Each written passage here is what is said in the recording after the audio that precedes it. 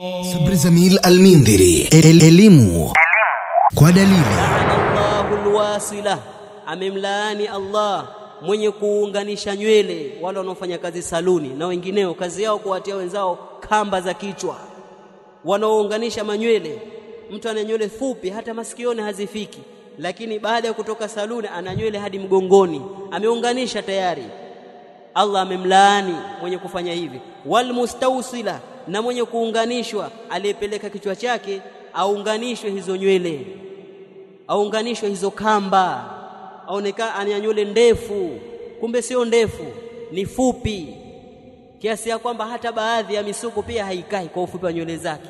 Lakini leo ana nywele ndefu, hakuna msuko ambao haukubali kichwa chake, ameunganishwa, ni mijikamba tu ile juu imewekwa. Ni laana ya Allah iko juu yao, mwenye kufanya na mwenye kufanyiwa. Rawahu al-Bukhari. Kisha akasema shekhe, wal-la'nu, na laana, analeta maana ya laana sasa. Wal-la'nu, na laana, huwa tardu, ni kufukuzwa, wal-ib'adu, na kuwekwa mbali, an rahmatillah, kutokana na rehma za Allah.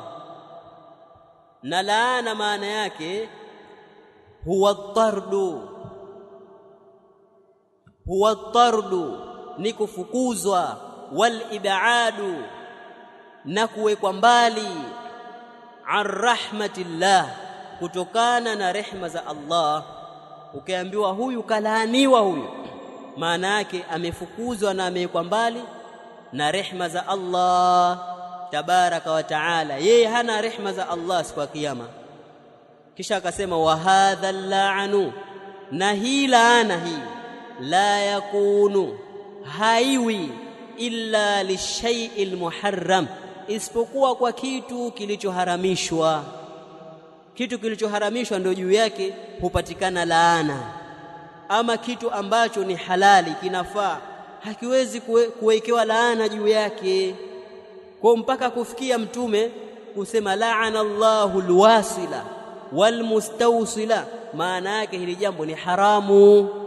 Jambo la halali haliwezi kutangaziwa laana.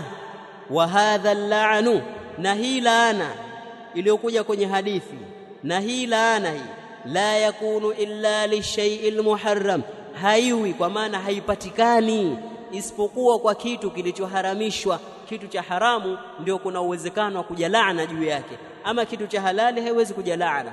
Kwa ukiona sehemu kuna laana, ujue hilo jambo ni haramu, sababu laana haiji katika jambo la halali. Tumeelewana? Kwa jambo la kuunganisha nywele halifai, ni jambo la haramu.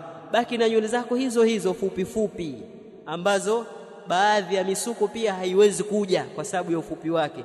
Hizo hizo suka kwa mujibu wa urefu wa nywele zako, basi maisha yanaenda mbele.